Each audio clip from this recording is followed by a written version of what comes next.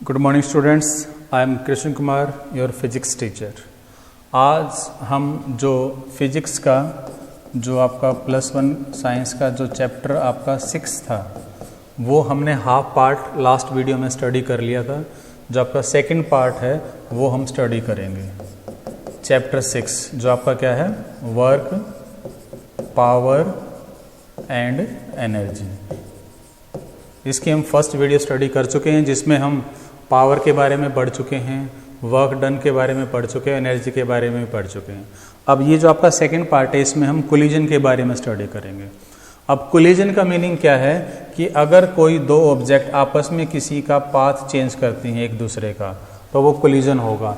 जरूरी नहीं है कि दो ऑब्जेक्ट आपस में फिजिकली कांटेक्ट में आएँ, वो अपने एक दूसरे के पास से जाएंगे और अगर एक दूसरे का पाथ डिफ्लेक्ट कर रहे हैं तो भी हम उसको कोलिजन बोल सकते हैं। तो ज़रूरी नहीं है कोलिजन में आपका फिजिकल कांटेक्ट हो।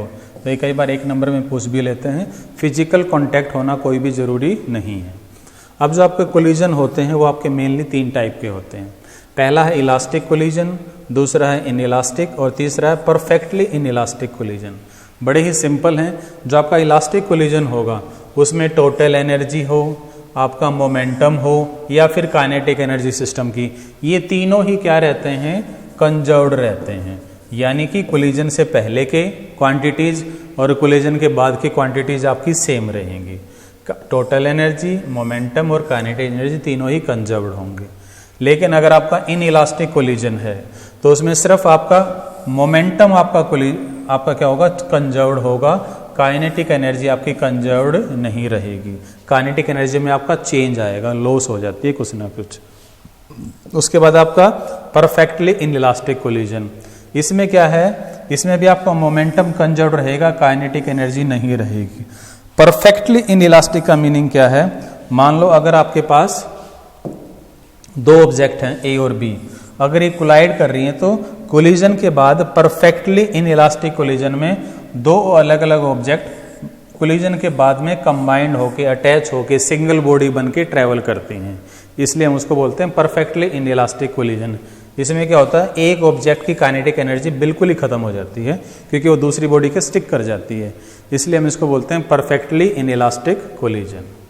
अब हम इसको स्टडी करेंगे। सबसे पहले क्या है, आपका इलास्टिक कोलिजन है इन 1 डायमेंशन। अब इलास्टिक कोलिजन में आपको पहले बताया था मोमेंटम और काइनेटिक एनर्जी दोनों ही कंजर्व्ड रहेंगे, तो वही हम यहाँ पर यूज करेंगे। अब ये 1 डायमेंशन में है यानी कि आपका स्ट्रेट लाइन ही है। तो मान लो ये आपका ऑब्जेक्ट ए है, ये आपका बी है, इनका मास m1 है, m2 है, ये आपके u1 u2 वेलोसिटी से ट्रेवल कर रहे हैं। अगर u1 ज़्यादा होगा तभी जाके इसको ये स्ट्राइक करेगा, तो ये कंडीशन है u1 should greater than u2, तभी जाके इसको टच करेगा, कोलाइड होगा, कोलिजन होगा। कोलिजन के बाद में ए और बी ऑब्जेक्ट है, मास तो आपके सेम ही रहेंगे। सपोज उनकी वेलोसिटी आपकी नई वेलोसिटी बन गई v1 v2 जो आपकी फाइनल वेलोसिटी है। अब इस केस में क्या है, जैसे ही ये ए बी को आके कोलाइड करेगा या कोलिजन करेगा, टच करेगा, तो बी और ए सेपरेट होने के लिए इसकी वेलोसिटी ज़्यादा होने ज़रूरी है, तो v2 आपका ग्रेटर होना ज़रूरी है, तभी ये सेपरेट होंगे। अब यहाँ पर मैंने मोमेंटम का जो आपका कंजर्वेशन है, जो आपने 9th क्लास में पढ़ा, वो अप्लाई कर दिया। तो कोलिजन से पहले का मोमेंटम और कोलिजन के बाद का मोमेंटम मैंने लिखा है m1 u1 plus m2 u2 is equal to m1 v1 plus m2 v2। दूसरा है काइनेटिक एनर्जी, क्योंकि मोमेंटम भी कंजर्व्ड रहेगा, काइनेटिक एनर्जी भी कंजर्व्ड रहेगी। तो काइनेटिक एनर्जी का आपका इनिशियली क्या होगी, इस ऑब्जेक्ट की काइनेटिक एनर्जी प्लस में इसकी kinetic energy half m1 u1 square plus half m2 u2 square. अब इसकी काइनेटिक एनर्जी ले लो और इसकी ले लो कोलिजन के बाद में, half m1 v1 square plus half m2 v2 square. 2 आप देख सकते हो, कॉमन लेके आराम से हम काट देंगे, तो ये आपकी इक्वेशन बच गई। अब हमें क्या करना है, एक आपकी इक्वेशन ये है, ये इक्वेशन है, एक आपकी इक्वेशन ये है। यहाँ से हमें क्या है, m1 m2 जो मासेज हो एक दूसरे के सेपरेट करने हैं, यानी कि m1 की सारी टर्म्स को हम एक साथ करेंगे, चाहे इस इक्वेशन में हो या इस इक्वेशन में हो, और m2 की सारी इक्वेशन को हम दूसरी तरफ करेंगे, तो हमारा ये इक्वेशन बन जाएगी। ये काइनेटिक एनर्जी की हेल्प से मिले है हमें, और ये मुझे मिला है मोमेंटम वाली इक्वेशन की हेल्प से। कुछ भी नहीं किया, सिर्फ m1 वाले सारी टर्म एक साइड कर दी और m2 की सारी टर्म मैंने एक साइड कर दी और कोई भी मैंने चेंज नहीं किया है।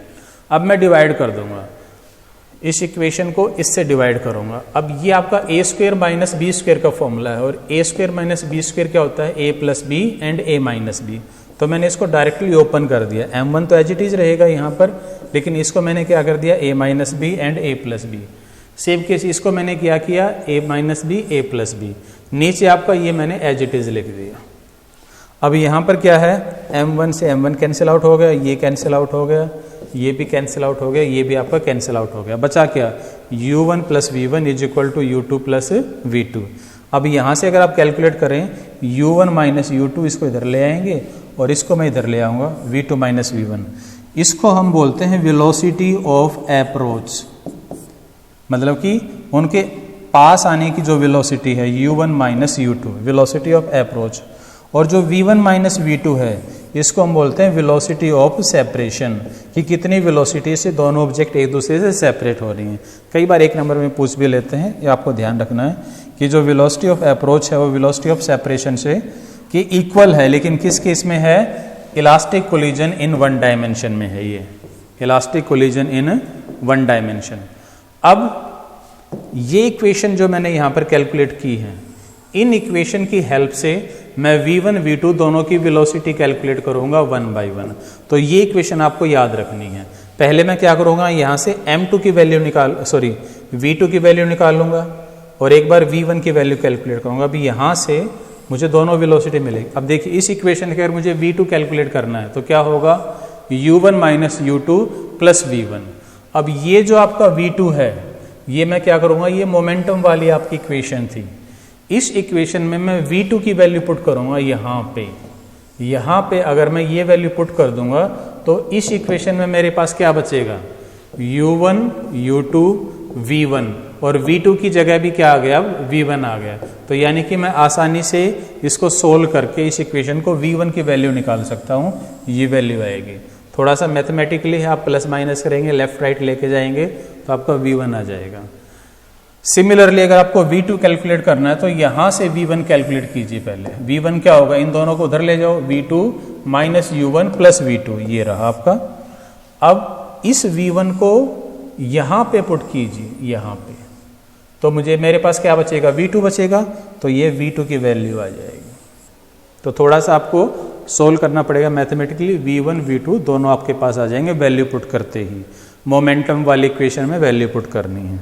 अब कुछ स्पेशल केसेस हैं जो आप यहाँ पर लिख सकते हो, जैसे कि मान लो अगर आपके ऑब्जेक्ट के मास इक्वल हों, m1 m2 दोनों बराबर हों m के, तो जैसे ये दोनों वैल्यू हम यहाँ पर पुट करते हैं फर्स्ट इक्वेशन में और सेकंड में, यानी कि क्या करेंगे, m1 m2 सारे इक्वल कर देंगे, m की जगह m वैल्यू पुट कर देंगे, तो v1 की जो वैल्यू आएगी वो आएगी u2 और जो v2 की वैल्यू आएगी वो क्या आएगी, u1।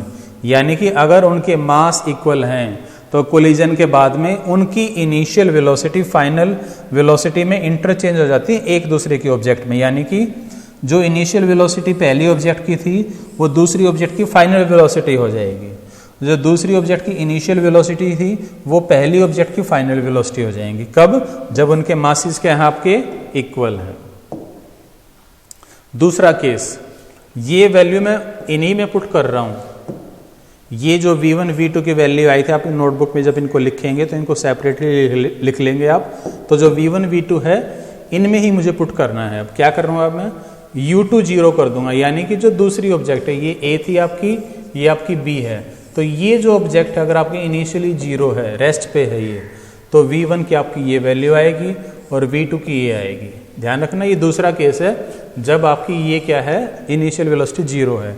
अब इस केस में ही अगर मैं सेम मास की कंडीशन पुट करता हूं तो क्या हो जाएगा, v1 0 हो जाएगा और v2 u1 की स्पीड से चलेगा। यानी कि ये a है ये b है, अगर ये इसको आपको स्ट्राइक करेगी और ये रेस्ट पे है और दोनों के मास सेम है तो ये तो रेस्ट पे आ जाएगी पहली ऑब्जेक्ट को, ये देखो v1 0 हो गया ना, और ये इस पे आ जाएगी और ये क्या होगा, ये जो ऑब्जेक्ट है वो इसकी वेलोसिटी से ट्रेवल करने लगेगी। ये देखिए ये कब होगा? जब ये तो रेस्ट पे है और दोनों के मास क्या है? सेम है। दूसरा, इन्हीं में ही आप एक कंडीशन और पुट कर सकते हैं, यानी कि अगर m2 बहुत कम है, m1 बहुत ज्यादा है, यानी कि दूसरा ऑब्जेक्ट, ये A है, ये B है, इसका जो मास है वो बहुत कम है, इसका मास बहुत ज्यादा है, तो क्या होगा? तो हम क्या करेंगे, जो m2 है इसको नेग्लेक्ट कर देंगे इन इक्वेशंस में। तो जब हम v1 v2 की वैल्यू निकालेंगे तो v1 क्या आएगा? u1, यानी कि इसकी वेलोसिटी पे कोई चेंज नहीं होगा अगर इसका मास क्या है? b का नेग्लिजिबल है। और ये जो है ये क्या होगा? इसकी पहले जितनी इनिशियल वेलोसिटी थी उससे डबल वेलोसिटी से चलना स्टार्ट कर देगा।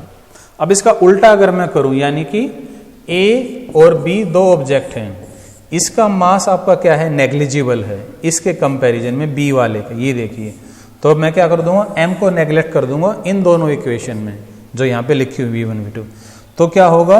v1 equal to minus v2, और ये बहुत बड़ा ऑब्जेक्ट है इसके कंपैरिजन में, तो जैसे इसको स्ट्राइक करेगा इसके साथ कुछ भी नहीं होगा, ये एज इट इज रहेगा। देखो जरा, v2 क्या आ रहा है? 0 आ रहा है, और ये क्या करेगा? बाउंस बैक करेगा, यानी कि वापस आ जाएगा उतनी ही वेलोसिटी से। तो इनिशियल फाइनल वेलोसिटी दोनों सेम है, लेकिन माइनस साइन क्या शो कर रहा है? उनकी डायरेक्शन अपोजिट हो जाएगी। ये आपका इलास्टिक कोलिजन इन 1 डायमेंशन था। अब आपका इलास्टिक कोलिजन आपका 2 डायमेंशन में है, यानी कि कोलिजन के बाद में आपकी ऑब्जेक्ट अलग अलग डायरेक्शन में जा रही हैं। पहले डायग्राम समझिए आप।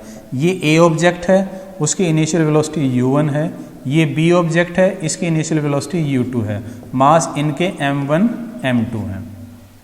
अब जैसे ही कोलिजन होगा, मान लो A ऑब्जेक्ट तो आपका इधर चला गया, B ऑब्जेक्ट आपका इधर चला गया, तो जो फर्स्ट ऑब्जेक्ट है उसकी वेलोसिटी फाइनल v1 है, दूसरे की v2 है। अब जब मैं इन पर, क्योंकि है इलास्टिक कोलिजन ही, तो काइनेटिक एनर्जी भी और पोटेंशियल एनर्जी भी, सॉरी पोटेंशियल नहीं, काइनेटिक और मोमेंटम दोनों ही आपके क्या रहेंगे? कंजर्व्ड रहेंगे।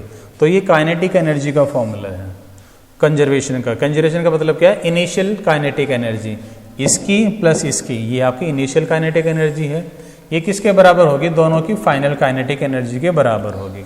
अब क्योंकि मोमेंटम जो आपका वो वेक्टर क्वांटिटी है, हम उसको सिंपली ऐड या माइनस नहीं कर सकते, हम उसको एक पर्टिकुलर डायरेक्शन में ही कर सकते हैं। इसलिए मोमेंटम मैं पहले एक्स एक्सिस में लूंगा, फिर वाई एक्सिस में लूंगा। तो मुझे क्या करना पड़ेगा? इनके मोमेंटम को रिजोल्व करना पड़ेगा।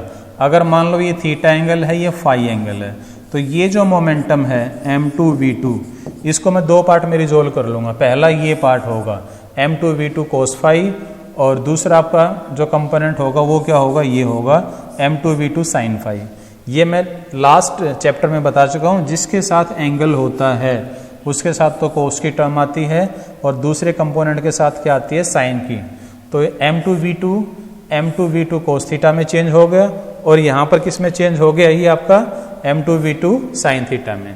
सिमिलरली ये जो m1 v1 है, इसको भी मैं दो पार्ट में डिवाइड कर सकता हूँ। कैसे डिवाइड करूंगा इसको दो पार्ट में? थीटा के साथ क्या आ जाएगा? m1 v1 cos थीटा, और दूसरा कंपोनेंट क्या होगा? m1 v1 sin theta.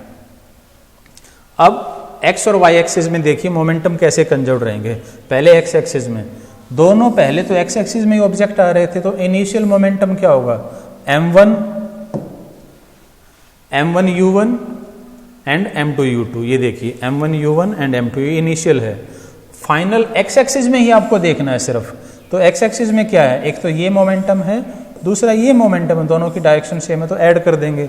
ये देखिए ये आपकी इक्वेशन आ गई एक। तो पहले काइनेटिक की थी, दूसरा x एक्सिस में मोमेंटम की आ गई। अब y एक्सिस में, ये y एक्सिस है, इस एक्सिस में आप ध्यान से देखिए इनिशियली कोई भी मोमेंटम नहीं है, क्योंकि इनिशियली वो x एक्सिस में चल रहे हैं। y एक्सिस में कोई भी मोमेंटम नहीं है, तो इनिशियल मोमेंटम उनका क्या हो जाएगा? 0 हो जाएगा। कितना हो जाएगा आपका? 0 हो जाएगा। अब फाइनल मोमेंटम देखिए, एक ऑब्जेक्ट ऊपर जा रहा है, एक ऑब्जेक्ट नीचे जा रहा है, अपोजिट डायरेक्शन है, यानी कि एक के साथ माइनस साइन आएगा। अगर मैं पॉजिटिव y एक्सिस को पॉजिटिव लिया तो ये क्या हो जाएगा? नेगेटिव। तो देखो जरा, m1 v1 sin थीटा जो ऊपर की तरफ है ये तो पॉजिटिव हो गया, और जो नीचे की तरफ अपोजिट डायरेक्शन में है वो जुड़ेगा, लेकिन माइनस साइन के साथ ऐड हो जाएगा वो। अब हम क्या करेंगे? अब सिंपली हमें इसको अगर मैं दूसरी तरफ लेके जाऊंगा तो माइनस माइनस प्लस हो जाएगा। तो आपके पास 3 इक्वेशन आ गई 1 2 3, लेकिन आपके पास वेरिएबल कितने हैं? थीटा है, फाई है, v1 है, v2 है। 3 इक्वेशन से आप 3 ही वेरिएबल कैलकुलेट कर सकते हैं, लेकिन आपके पास यहाँ पर 4 वेरिएबल है। तो हम यहाँ पर क्या करेंगे, किसी भी एक वेरिएबल को इसमें से, इसमें से, इसमें से और इसमें से, इन चारों में से किसी भी एक वेरिएबल को एक्सपेरिमेंटली सोल्व करेंगे और फिर बाकी 3 हम इन 3 इक्वेशन से आसानी से डिराइव कर सकते हैं। एक आपकी टर्म आती है कोफिशिएंट ऑफ रेस्टिट्यूशन। वो क्या है? रेशियो है। किसका है?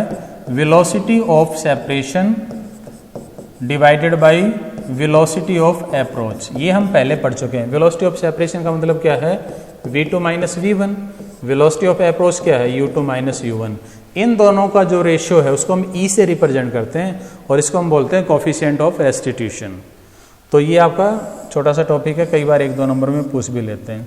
अब जो कोफिशिएंट ऑफ रेस्टिट्यूशन है, इसके अकॉर्डिंग भी मैं कोलिजन को क्लासिफाई कर सकता हूं। कैसे?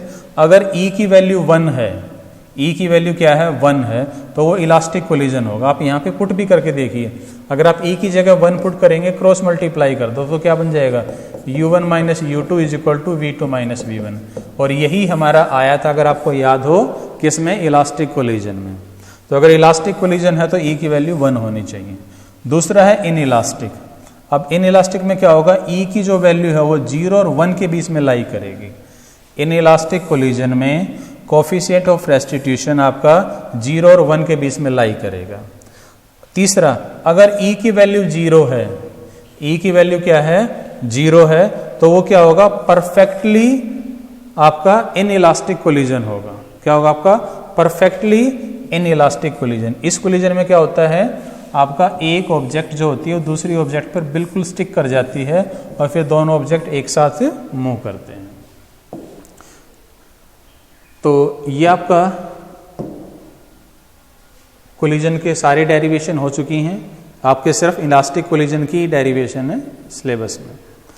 अब एक एप्लीकेशन है आपका बैलिस्टिक पेंडुलम। ये हम यूज करते हैं बहुत ही फास्ट मूविंग ऑब्जेक्ट की वेलोसिटी फाइंड आउट करने के लिए। कैसे करेंगे? देखो, बड़ा सिंपल है। मान लो हमें बुलेट, जो गन से जो बुलेट निकली है उसकी वेलोसिटी हमें फाइंड आउट करनी है। तो पहले हम क्या करेंगे, ये आपकी थ्रेड है, यहाँ से हमने एक वुडन ब्लॉक, उसका मास m है, वो हमने हैंग कर रखा है। अब ये आपकी बुलेट है जिसका मास m है और स्मॉल v उसकी वेलोसिटी है। ये बुलेट जाके इसमें स्ट्राइक करेगी तो बुलेट इसके अंदर जाएगी। अब इसका मास क्या हो जाएगा? जो बॉक्स का मास था m और जो बुलेट का मास है स्मॉल m, ये हो जाएगा आपका, दोनों ऐड हो जाएंगे। ये देखो, ये लिखा हुआ मैंने।